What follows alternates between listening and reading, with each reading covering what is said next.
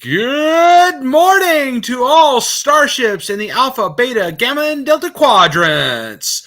This is Josh Pritchett bringing you New Frontiers on the Movers and Shakers Unlimited Network. And as always, I am joined by my partner in crime, Mr. Chris Pabon. Good morning, Chris. Good morning, Josh. Buenos dias, guten morg, y feliz 4 de julio. Happy 4th of July for all of our viewers out there.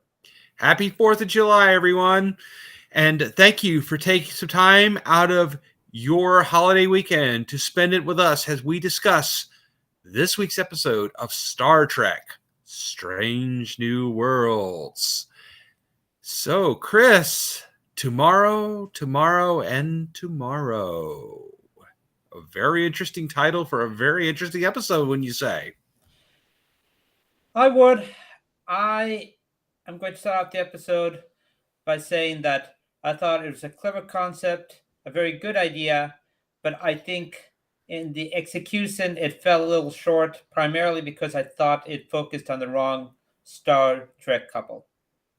Interesting. Well, we're about to ready to get into that one as we begin our, Chris and I are going to duke it out here and, work this out. And so without further ado, let's get into our recap.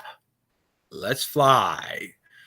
Okay, so the episode opens with our beloved security chief, Lieutenant Noonien Singh, as she is doing a personal log explaining the day-to-day trivialities of her job and how sometimes it's extremely annoying for her. Then as she's walking along the corridor, there's a flash of light and a man wearing a 21st century business suit stumbles out, the victim of an apparent gunshot wound, and hands Alon a small device and tells her to get to the bridge. And suddenly he fades out. There's a red alert going on. She runs to the bridge, and instead of seeing Captain Christopher Pike, she sees Captain James Tiberius Kirk sitting in the captain's chair. And he is in the midst of talking with Captain Spock of the T'Pring. Spock is asking for Earth's assistance in their war with the Romulans, but Kirk rejects him and says, "I'm sorry, but we're stuck in our own problems with the Romulans, and we can't fight a war on two fronts. I'm sorry," and cuts transmission. And Luan explains that she is in the wrong timeline and that she needs to get back to her timeline, but something has clearly happened that has kicked her into this new timeline where Kirk is captain of the Enterprise, but of a very different Enterprise, one that is serving the United Earth Space Command and not the United Federation of Planets. So Kirk decides he would like to, keep her, interrogate her more, examine the device that brought her there. But when he tries to grab it, suddenly the device kicks in overdrive and sends Kirk and Luan to the mid-21st century, where Kirk thinks they're in New York, but actually it's Toronto. Ooh. And Chris, would you like to jump in on this one? Toronto is much colder than Captain Kirk expected it to be. And we find out that Captain Kirk, this version, is not actually from Iowa or from Earth, or has been to Earth altogether. His knowledge of Earth is from historical footage. He shares with us that he was born inside one of the many colonies that the United Earth now has out in the stars. Primarily, the reason for this is because Earth itself is inhabitable right now. So the first thing they need to do is they need to figure out where they are at. And Lon quickly deduces that they're in Toronto, and then they need to get supplies so that they don't freeze to death. And they go into a store, and there's a moment where they both walk out of the dressing rooms, kind of a cutesy, made-up moment. They're both wearing the same thing. And they're about to leave and they discover, well, we don't have any cash with us, any means of payment. And Lahan realizes, yes, and this time they accepted payment. And so Lahan cleverly drops something into the bag of someone who's leaving, which activates the security protocols. And as the alarms are ringing, they sneak out with their own clothes on. So therefore, anyone will think, well, the mechanism is on because of this woman, not because we're leaving with stolen goods. So kids don't practice that at home. So then the next thing they need to take care of is now, well, we need to feed ourselves. But to feed themselves, they need money. And they're walking along the waterfront of very beautiful Toronto.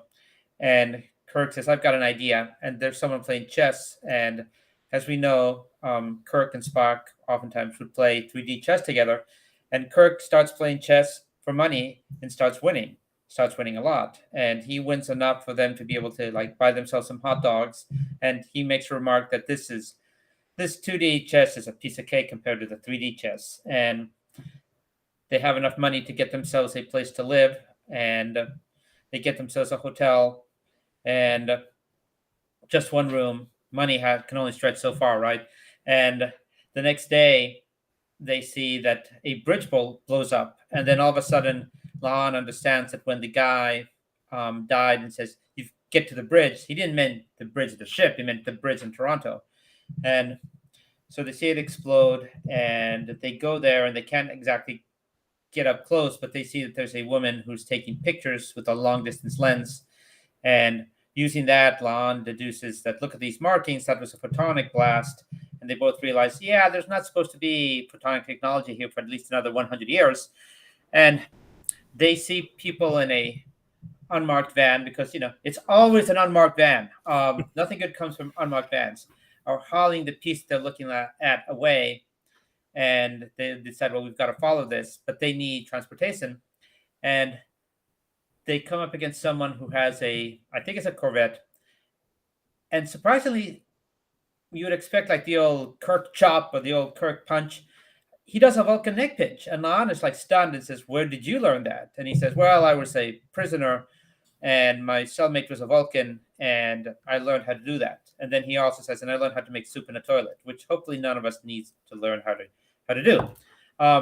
Chase ensues through the streets of Toronto, and finally they miss the van but are intercepted by cops.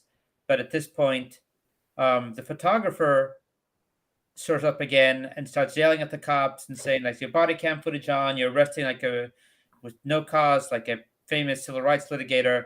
And the cops, perhaps concerned rightfully that all this is being broadcast online, says, okay, we're just going to let you off with a warning. Josh? Yes. So just want a quick notification. The photographer is played by Adeline Kane, who is very brilliant in this episode. But moving forward with the story, it turns out that the photographer has been following a number of conspiracies, which would put her in league with the great Fox Mulder, in that she believes aliens are trying to hold human development back so it doesn't reach the stars.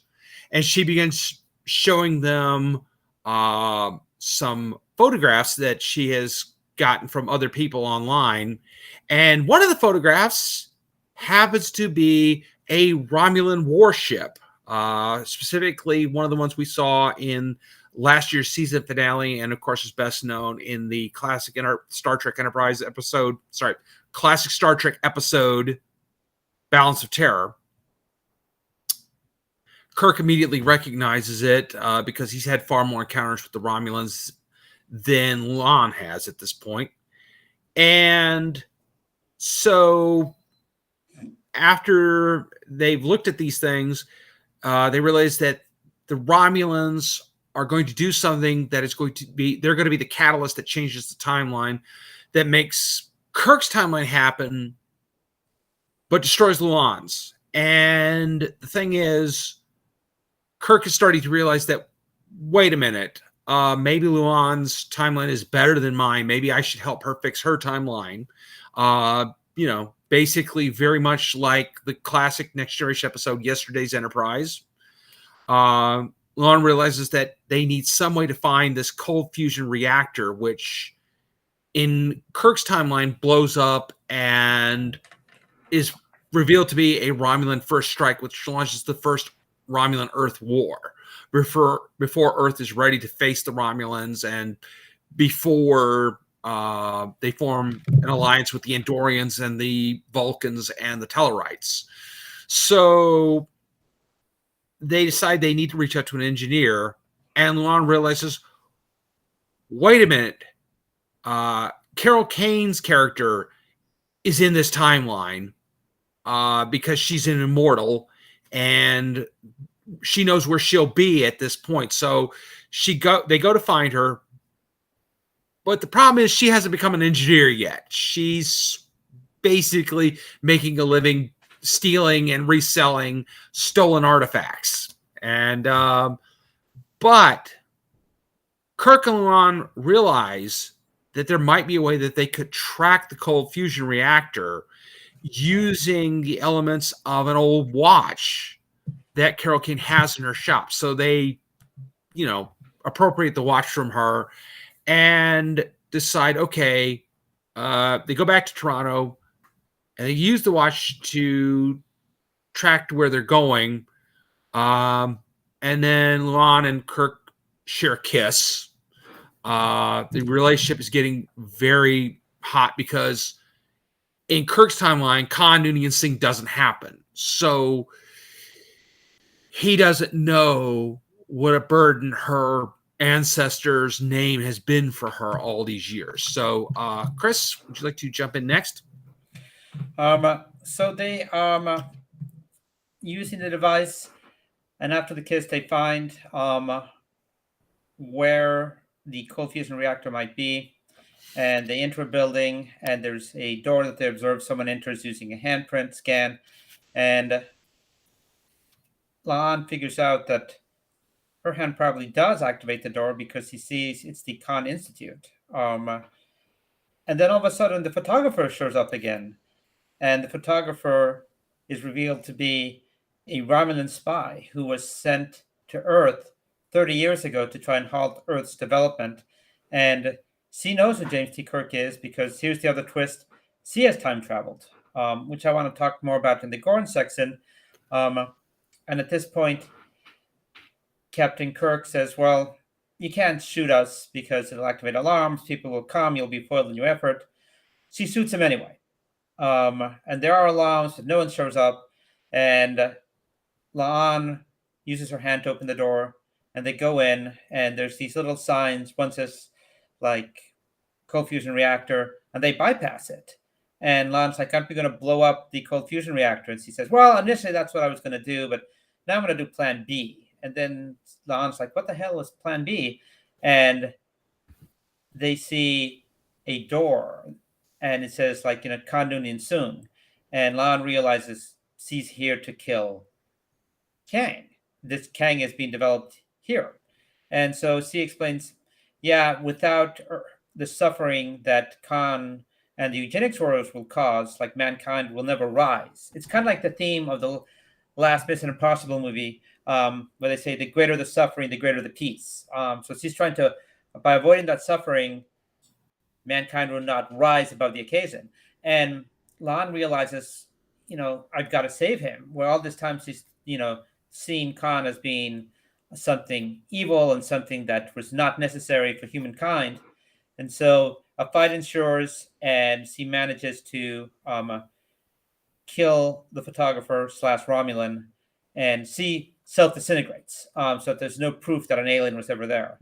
And then she opens the door and goes inside, and she finds Khan, and she's met with this existential dilemma of, like, what do I do? There's always these great questions, like, if I could kill Hitler. And we'll talk more about this in the Gorn section.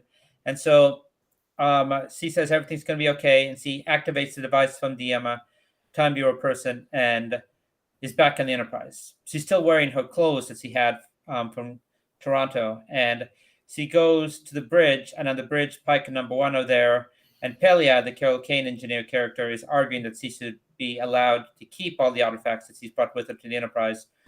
And Pike looks at La'an and says, well, what does our chief security engineer think? And La'an, influenced by recent events, says, I think this one instance we give her a pass. And Pike thinks that's really weird and looks at her clothing, says, are you okay? And she says, yeah, I'm fine. And then she goes back to her quarters and runs into a member of the Starfleet's Time Bureau who thanks for her service and asks for the device back and says, like, obviously you can't tell this to anyone. So all of this you're going to have to keep to yourself, which is something that is a theme we saw early in the episode, that when she is sparring with the doctor and the doctor says you need to communicate and open up more with people what you've got inside you. And so the very last scene is, well, Josh, why don't you take us home with the last scene? Thank you, Chris. And what happens in the final scene is La'an reaches out to Kirk, who's still just a lieutenant, and says that, hey, I need to clarify some. I got something wrong with your brother's security record. I just need to clarify that. He says, and asks, where was he born? And so, in place I was born, Riverdale, Ohio, Iowa. And then he says, hey, next time you're in Starbase, let's get together. I can tell you some really great stories about him that should go to his permanent record. And she laughs. And then when it cuts communication, she starts to cry at the relationship that has not happened and probably never will happen. And because she's finally found someone that she could be with that doesn't care, doesn't know anything about her ancestor. And it's good for her. And unfortunately, losing that version of Kirk she fell in love with is extremely painful. So great shout out to Christine Chung for a great episode. Just her performance was amazing. So Chris, I think on that note, we should go right into the good, the bad, and the Gorn. What do you think? I think so. Okay. So I've already listed off something I really liked, and that was Christine Chung's performance. And I also would like to give a shout out to Adeline Kane, has the Romulan saboteur / photographer. She was brilliant. I mean, her whole performance, her outburst right before she shoots Kirk is hilarious. And it's I was talking with a friend of mine about this, and my friend sort of felt like, well, shouldn't she have started to act more like a Romulan, more, pompous and more, austere, whatever. And I said, well, let's think about this for 1 second. She's been on Earth for 30 years. She's probably a little bit stir crazy at this point. And she thought, well, yeah. And it makes sense that she's been undercover. And I realized something because I rewatched the episode just a little while ago. And she said, I originally came here in 1992 to kill Khan. And I ended up having to wait 30 years. And if you go back to the original episode, Space Seed, where we first met Khan, the eugenics wars were supposed to take place sometime in the 1990s. And obviously, unless you and I have missed some breaking news from CNN, that has not happened yet. So clearly, something will have happened between, the early 90s and now before we get to the eugenics war. So that's rather interesting. And I thought, well, that was a really great way to kind of, sort of, have something with that. So, fans wanting to know about the timeline of Star Trek, that's not an issue anymore. Something changed in the timeline. So, okay. Chris, tell us something you liked. Thank God they used Toronto. I am so tired of the only two cities you seem to be able to mention in this country are New York and Los Angeles. Newsflash, many of us live in cities that are not New York or Los Angeles. So I was very glad that they decided to highlight Toronto and they did not send them to either New York or Los Angeles, which we've seen Los Angeles used in Voyager. We've seen New York used in Star Trek. So glad, because I'm a big fan of the city of Toronto. Shout out to the city. I love it. And so I know that they filmed there, so it's easy to film there on location because they're there already. But thank you for using Toronto and not falling back on the tired cliche of either it's got to be New York or it's got to be Los Angeles. Something that you saw in TV shows all the way to the 80s and all the way to the mid 90s, with an occasional break for, let's say, Mork and Mindy and Boulder. But thank goodness, I think we have sort of began to evolve beyond the point that we need either New York or Los Angeles. Other things I liked the fact that we returned to the personal logs. We did not have personal log entries in either episodes 1 or 2. And I think that they always bring a little something extra to the episode. So I'm glad we had that now. And that we also had a nod to Spock's music playing, so that it was not just, okay, let's introduce this in episode 1 and then sort of forget about it. I like that, we're seeing that it's got legs. So that's one thing I like about Strange New Worlds, that you will get mentions that things are just not one and done, but you get mentions that they keep on evolving. I also like the fact that we have a united Earth, because all the time travel scenarios that we see, it's either like an evil empire versus the Federation, but there's always some version of the Federation. Like, newsflash, what if we didn't have a Federation? Like, so the idea of a united Earth that is going out there but not quite aligned with other planets, I really like that. And we get to see the Starfleet's temporal police again. We haven't seen them since, holding aside Star Trek Enterprise and the whole temporal war thing, we haven't seen them since the DS9 episodes, Troubles and Tribulations. So it was nice to see them reincorporated into the Star Trek mythos again. And oh yes, and I also like the fact that the Romulan disintegrates herself at the end, because that is what a Romulan would do, even if she's been stuck there for 30 years. I mean, the Romulans are like, we're not going to leave any evidence of her involvement. So it makes sense that she'd have some type of disintegration device in her neck, and that her last breath would not be to try to escape or to somehow kill on, but it'd be like, okay, last breath is disintegration device. Yeah, that's been in use lots of season 1 of Picard, when some Romulan assassins tried to kill Picard and his house staff. Yeah, that was a good touch. That really, so that way when they go to autopsy here, they won't find out, oh my gosh, this woman's an alien, so that was good. I think that was a good twist. I have to say that I rather enjoyed Kirk being the chess hustler. It's a good thing he did that in Toronto, where Canadians are much more friendly than New Yorkers there, eh? So that was good. I agree with you. The idea of United Earth as opposed to, the Federation or the Terran Empire or whatever, that was a good twist. It's good that they were playing with something different, because I think people are just tired of alternate timelines where, like the Terran Empire, whatever. Excuse me. Whatever, I think we're all kind of tired of the cliched evil Earth. I think this United Earth, though, it certainly is a little bit more morally ambiguous, and it's looking out for itself as opposed to forming an alliance with its neighbors against the Romulans. So, and it also says something, because the Romulans had not been able to completely destroy Starfleet, or humanity is still finding a way to be a thorn in its side, but because there's no Federation, it's not as much of a threat to them as it would be. I think Carol Kane was excellent in this episode. I like her very much. But I think overall it was a great episode. It was really a lot of fun to watch. And also I think they're building kind of a theme I'll get into a little bit later. I'd like to chat about the idea that, eugenics is playing a big part in this series.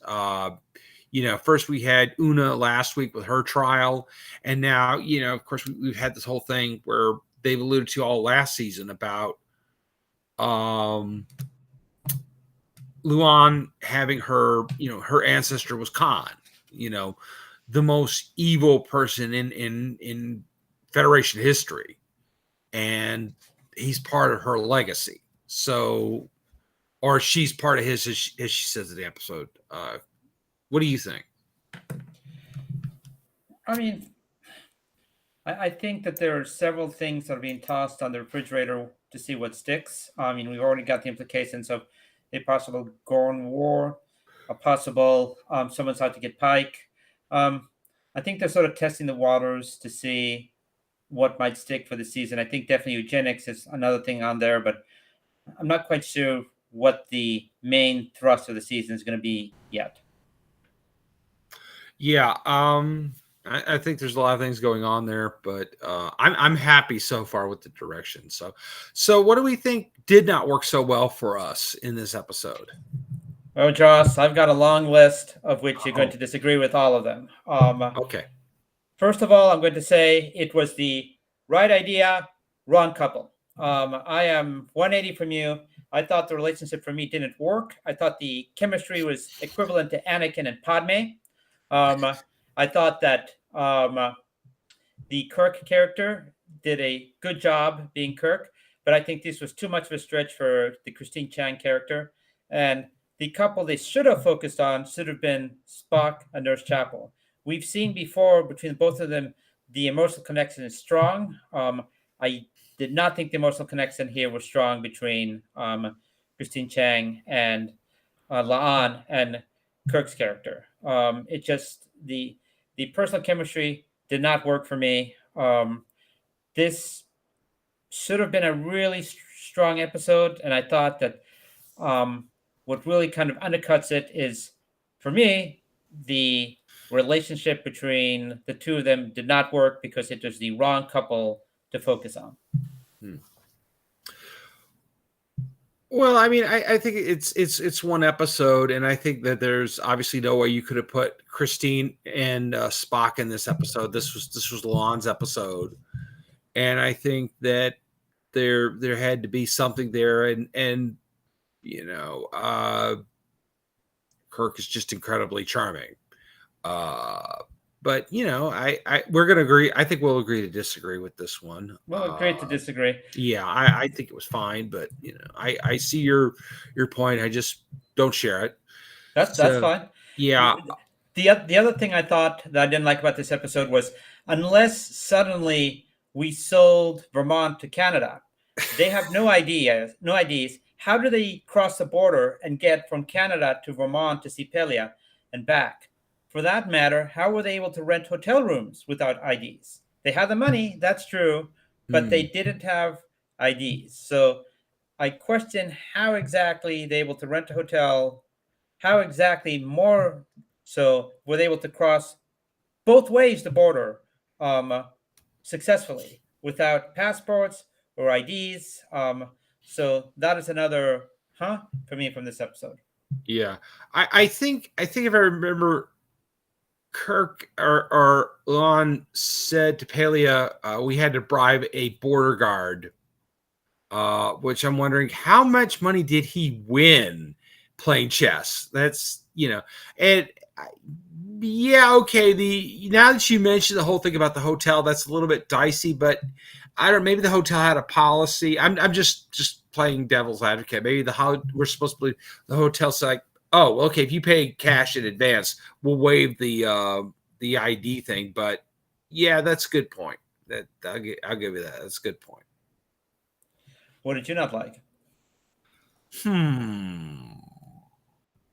Well,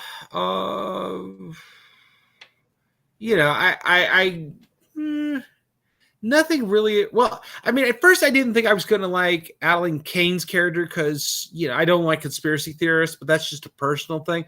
But then when it turned out, as you got to know her character, they found out, oh, she's a Romulan. I thought she was really cool. And I thought her performance was great. I kind of felt kind of weird about her saying that Kirk was a civil rights lawyer or something. I mean, it's like, well, yeah. I mean, you kind of had to have, help from Starfleet's, I mean, obviously from a historical perspective, Kirk is the guy you want to help you because he's Kirk. But I couldn't help but think, maybe, the scene where, okay, with the pretend civil rights attorney wouldn't have been done better if Mbenga had been in the episode. But okay, we went with Kirk. But otherwise, no, I didn't have that many dislikes. I mean, overall, I felt very happy, especially with the continuity thing about the eugenics war taking place in the mid 2000s and not the early 90s. But I didn't really have too many other things wrong with it. I overall really enjoyed the episode. Don't Chris, you think for a top secret security facility, security there was actually rather light? I mean, it seems to be just like a few guards, not really heavily armed. I thought, aside from like the handprint, it was the security was too light for that type of top secret installation.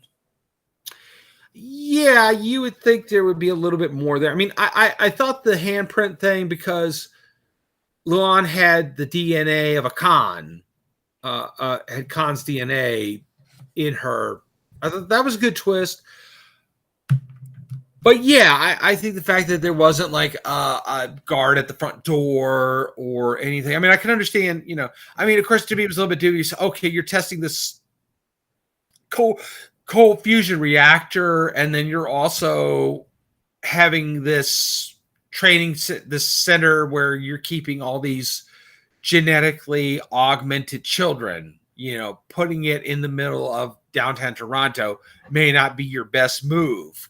Putting it out somewhere else. But I guess they just didn't have time to scout out another location that would serve as the big secret base. But yeah, that was kind of dicey. I'll agree with you on that.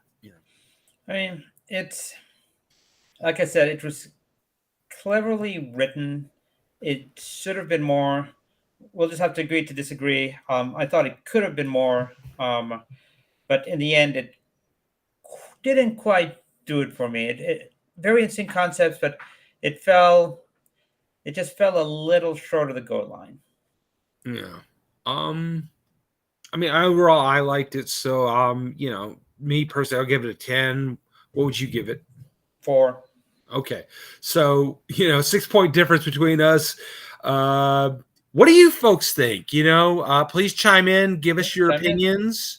Tell us what you think, or message us throughout the week what you thought of this week's episode. Remember, the episode is called Tomorrow and Tomorrow and Tomorrow. So let's move into the Gorn. And Chris, what do you got for us? I love the fact that we see Romulans time traveling. We know that the Romulans are equivalent to the Federation in tech. We've seen so many instances of the Federation time traveling. Why wouldn't the Romulans time travel? So finally, we get some time traveling Romulans. And if they had the ability to time travel, what would you do if you're the Romulan Empire? Of course, you would try to undercut your greatest rival that you know, which is the Federation. So for me, it made complete sense to finally show that there's someone else who's time traveling out there. I mean, we know from Enterprise of the Temporal Wars. And so this makes complete sense that your greatest enemy, who has your equivalent of tech, would also start time traveling with the purpose of trying to underman you. And then you'd have to send your own people to try to stop them from undermanning you. So for me, finally showing Romulans time traveling makes complete sense. Yeah, I mean, we heard a lot about the Temporal Cold War back on Enterprise. And then I think that's been a thing that has shaped the newer Star Trek series, is Discovery, Picard, Lower Decks, and now Strange New Worlds. I think that is very cool. Like, why wouldn't the Romulans or somebody, because obviously their intelligence networks would know, yes, the Enterprise seems to be dabbling in time travel. We ought to look into that too, in case the Federation decides, okay, we're going to destroy the Romulan Empire before it becomes a thing. Just on that basis. I mean, time travel is the ultimate weapon, okay? because if you could time travel, if you could bring weapons, if you want to change the outcome of a war, if you want to do this, you want to do that. Yes, time travel is the ultimate weapon because it's a do-over. So, and honestly, if someone was time traveling to change events in the distant future today, none of us would know anything about it, and I don't think there's much we could do about it either. So it's really, I agree, it is a great idea to have had the Romulans being able to do this. I also liked the mention when Kirk seems taken by the sunsets, and Lon says, "Haven't you ever seen a sunset?" And he says, "Well, no, because I grew up in an underground colony." That as we plan in the next century or so to move out to the stars, it's not all going to be like in domes. I mean, a lot of it's going to have to be underground facilities. I mean, and you see these underground facilities in another great TV show, The Expanse. So people in 100, 200, 300 years that grow up in these underground facilities, they're not going to know what a sunrise is. I mean, they'll hear about it in history books, they'll see it. But I thought that was, a great nod to, like, right now we have a concept of how life is. And yeah, if we move out to the stars, life will be like this as well. And we see some planets with, like, in Star Trek that they all have sunrises. But we kind of skip over the in-between step, which is like a lot of these things are probably going to be underground facilities. And so they'll never know what a sunset looks like. So I thought that was a really nice to, like, a mention of, like, there's some intermediate sets before we get to Star Trek phase. Yeah, I mean, getting to the Federation is more of a process at this point, and it's not, it's not going to be just one quick visit from the Vulcans and suddenly, oh my, I'm also wondering, okay, so obviously this episode takes place after the events of Picard. So humans have already gone to Saturn, or just about to go to Saturn. Would I be right? You mean season 2 of Picard? Season 2 of Picard, yeah. The rumored season 2 that we know never happened. The one which we do not speak of. But yeah, correct, for purposes of this, I bring it up. And I'm wondering, though, when does it take place during the Bell riots? Has that happened yet, or is that about to happen?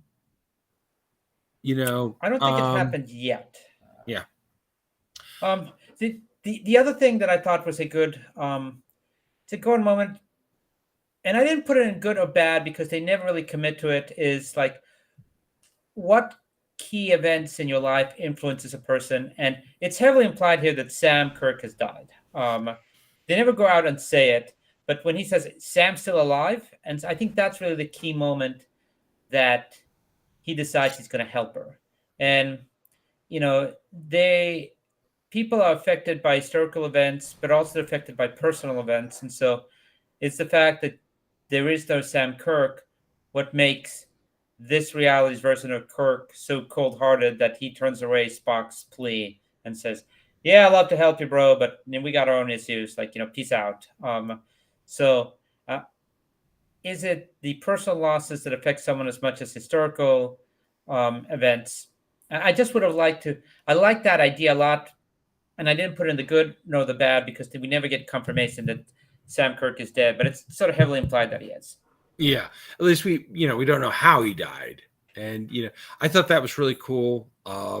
Also, saying that Sam is actually his middle name. He's actually named George, and Lon saying nobody calls him George, and I thought that was really kind of cool because I think they did mention in either the Kelvin timeline or another place, they once called him George. So I'm glad another continuity thing they cleared up. Thank you, Strange New Worlds, for settling some of these arguments amongst the Trekkies. A quick shout out to Nathan Retta, watching us on YouTube. Thank you for commenting. Please keep it coming and ask us any questions you like. For me, with the Gorn, again, I really liked how they fixed a lot of continuity things and just, mentioning stuff like, oh, the Eugenics War is supposed to take place in the 90s. I've mentioned this, but I liked how they fixed that. It somehow got delayed, and I'm hoping that means, oh, we're going to have an episode where we do something to that. Who knows? Maybe that's going to be the premise of the Section 31 film we're going to see. Also, I mean, we there's something we really need. And I've heard this is in the works for a while, and we need this. We need some sort of, like, not a comic book, not a novel, because Greg Kotz did a great trilogy of novels in the early 2000s about the Eugenics Wars, about Khan, and featured Gary Seven and other characters from that time period. But what we need is either a Khan miniseries, a Khan movie, but I've heard that it's going to be a podcast. It's going to be like a dramatic podcast. And I've heard Nicholas Meyer, the director of Star Trek II, The Wrath of Khan, is connected with it in the development, or was connected with it at some point a couple of years ago. Chris, if they were to do that, who would you like to see play Khan? I mean, if it's going to be voiceover, I would just ask Benedict Cumberbatch from the Kelvin timeline to try and reprise the role. Yeah, okay. That would be good. Okay, that's a thought. But if we were to make an actual movie or miniseries for Paramount Plus, what do you think then? I'm not as familiar as I should be with Indian or Indian American actors, but I definitely think it should be someone who is part of that heritage and not just try to, like, mail in someone to pretend they are. Yeah. I mean, respect the diversity. Yeah. I have one suggestion, and I forgot. I am blanking on his name. Maybe you remember. Do you remember the actor who was on Lost? Who played the former Iranian interrogator or Iraqi interrogator? Yeah, he's married to Barbara Hershey. He is Naveen Andrews. Yes, I for years before J.J. Abrams directed Star Trek Into Darkness, I kept thinking he would make a great Khan because he's very muscular. He comes from the right region. He is, in fact, South Asian. I thought, yeah, that would have been an obvious Khan, but of course, Abrams went with Cumberbatch, and that was fine, that was good. But yeah, I kind of would not mind seeing him playing Khan because I think it's so obvious he should be playing that. I do agree. I think it needs to be a South Asian actor playing that role. No, nothing against either Cumberbatch or the late great Ricardo Montalban, who made the character so iconic. Just at the time there was not a lot of, in Hollywood, for various reasons, there was just not enough South Asian actors that could have carried that role, or they didn't look hard enough. I don't know, but either way, I think this is the time to do it. I would hope. I love podcasts, but the story of Khan, his rise and fall from power, the Botany Bay, and all of it. We need something. We need a miniseries. We need a movie. We need something more substantive than a comic book, or something that can be disputed later. We need something to be part of the canon of this. Speaking of Khan, and another thing I wanted to mention in the Gorn that I hinted at earlier was, like, it's the conundrum to kill Hitler, to kill Khan. Like, sure, you will save billions of lives, but at what cost? So I love the fact that La'an, who has been affected personally by her relationship just by name to Khan entire life, has the opportunity to, like, I can fix this right now. If, like, I just kill this kid, the eugenics wars doesn't happen, none of the suffering happens. But she comes to the realization that this needs to happen. I mean, it's so important that the Romulan photographer decides not to use the cold fusion bomb, but instead to kill this one kid. That's how important it is to the future. So, it begets the question that, yeah, you'll save lives in the short term by, let's say, killing Hitler or killing Khan, but how much progress, how many lives do you lose in the long term? I mean, is this an event in history that needs to happen so that other things will happen. So I love that we're faced with this concept. Yeah, I mean, I thought a lot about that too, and it's you always get people who say like, "Well, okay, if I got a time machine, I go back and kill Hitler." Well, Yeah. no, if you do that, okay, the United Nations doesn't happen. Yes. The atomic age doesn't happen. The space race doesn't happen. The Soviet Union isn't. NATO doesn't form. The Soviet Union doesn't get contained. I mean, Stalin could be, take the place of Hitler, and he might have been harder to defeat long term. The United Nations, the United Nations doesn't happen. But more importantly, here in the United States, the civil rights movement doesn't happen. I mean, the civil rights, many people, because of what happened in the Holocaust, became very sensitive to that here in the United States and became activists over the next 20 to 30 years to for the cause of racial justice in the United States. And I think that, yeah, okay. And of course, also the United States became a world power as a result of World War II. So yes, Hitler was a terrible person. Would it have been better if we could have achieved many things in our modern age now had he died? Maybe, but we don't know for sure. We do know. Yeah, I mean, I mean, like I personally have thought about, if I had a time machine, would I go back in time and kill Charles Manson? Well, yeah, I mean, how much damage would that change the timeline? Well, because of Manson and other serial killers like him, the FBI created the BAU.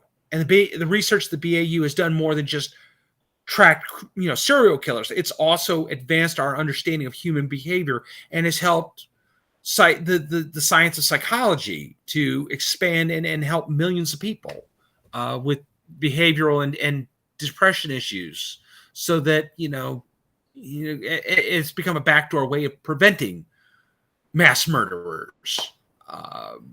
But this is something very deep. If anybody's would like to weigh in and send us a comment today or throughout the week, we'd love to hear it, and we'll try to get it back to you. Chris, what else you got for us? I got one last Gorn thing, and again, we're gonna have to disagree. I sense we're gonna have to agree to disagree here, Josh. But Carol Kane's character Pelia, I love me some Carol Kane, but the Pelia character, I'm ready to rule a no. I mean, it's just not working for me. And you know how at the start of the episode we see La'an's sparring with the Doctor, and by the way, the Doctor has some moves. I mean, don't sleep on the Doctor. But they're like physically fit. And I look at Carol Kane's character, and she may break before the ship does. I mean, she just looks fragile. I mean, like, if the ship starts taking some hits, I'm not sure. The ship can take the hits. I'm not sure she can. It's when I look at my engineer, right? I want to see someone who is like, okay, he's a leader. Like, if the ship is falling apart, I want to feel inspired by them that they're not falling apart and they can, like, fix the ship. But I am this close to like saying that after Trip Tucker, she is my next worst chief engineer. I did not realize you did not like Trip Tucker. Oh dear. Okay. Well, not a huge Trip Tucker fan. We're going to have another disagreement on that one, my friend. Let the hate come. I don't know. I like her. Not so sure about the accent, but I do love Carol Kane like you. That said, I don't know. I kind of, she's growing on me. She's a bit silly and but I don't, Star Trek has had more than share of some silly over the top characters, but I'm okay with it for now. See, but I guess that's my thing. I want a serious engineer. I want a hammer. I don't want silly and kind of goofy and aloof in my chief engineer. I'll take that in my medical doctor. I'll take that in my science doctor, but not in my chief engineer. It might be just my personal choice. I want like a hammer type who's serious. And like, when there's a problem, I know this guy's going to fix it. Not someone's like, I miss doesn't bother me. Okay. If I had a choice between keeping Pelia and bringing back Hemmer. I with you. I would bring Hemmer back in a heartbeat. No questions asked. Okay. I that was the one thing I didn't like about season 1 is Hemmer dying, even though he died heroically. And the great Bruce Horak played that character to the hilt. And I haven't cried that hard since Spock died in Wrath of Khan. So, fantastically. I mean, I get why they wanted to like provide some type of oh my God, anyone can die here, and that's why they sacrificed Hemmer. But no, and if there's anyone who should have been sacrificed or is being thought of being sacrificed for this year, my candidates would be either Admiral April or Captain Batel. And you might say, like, why are you hating on Pike? Why would you kill Captain Patel? I happen to like the Melanie Scrofano character a lot, but I will say that it's been 3 episodes. Only 1 has had Pike. And I think the episodes that have Pike are substantially better because even if he just appears a little bit, he grounds the show. Like, he's your human element. You see the show kind of through his eyes. So if killing a Captain Patel would give us more Pike, even if it's a Pike grieving, I'm all for that. But I thought the best episode of these 3 was the trial. And I think it's no small part because we had a lot of Pike there. Yeah. We need more Pike. Yeah, I mean, you know, in the tradition of all the other captains of Star Trek, I mean, or lead characters, yeah, he's definitely the guy that's grounding the show. He is the guy. He's the one holding this whole thing together. And, you know, I think, you know, getting over to Discovery, you know, I think it was, you know, inevitable that, yes, obviously Michael Burnham was going to become captain of Discovery because she's always been the main character. She just wasn't the captain. That said, yeah, he's Anson Mount. They could not have picked anybody better to play him, to be this character, to be our captain. And complete agreement. And, you know, I think that we were very fortunate to get him and that he has brought so much to this role. You know, I know he was very, you know, he really made a lot with the character he played on Hell on Wheels. But I think when it's all said and done and you and I are in the old folks' home, everybody's going to remember him as Captain Christopher Pike. That's what we're going to remember him for. And we're going to be thankful for this time period. We're going to count ourselves lucky that we were here when he was doing it. So, okay, we're about to bring the Starship into space dock. Chris, what do you got going on? Well, people can find me on my Instagram, Vinny Cosplay. I wish much luck and entertainment to the people going to shore leave next week. I will not be at shore leave. I've got a date with the Lion King at the Kennedy Center. So I wish everyone have a lot of fun at shore leave. Okay. Well, I will be at shore leave all 3 days. And I will be selling copies of my new book, The Adventures of Madison Brown, The Robot Repair Girl Chronicles, available now on Amazon and Kindle. And I will be autographing them, giving away free posters. And you're going to want to tune in for this next time. We are going to start a little thing on the show. The producers and I have agreed that we will have trivia question segments of our show starting next week. And if you get the trivia question right, you get a free autographed copy of my new book, The Adventures of Madison Brown, The Robot Repair Girl Chronicles. And also next Saturday, if you are at shore leave, come by my table. Not only do you want to buy a book, you're going to want to see my really awesome new costume that I will be wearing that day. Oh, yes. This is going to be something good. I'm not going to tell you right now what it is. We will show photos of it next week's episode. But if you want to see it, you got to come see me at shore leave. Okay? All right, everybody. So with that said, I am Josh Pritchett. I am Chris Pavone. Peace and long life. Bye, everybody.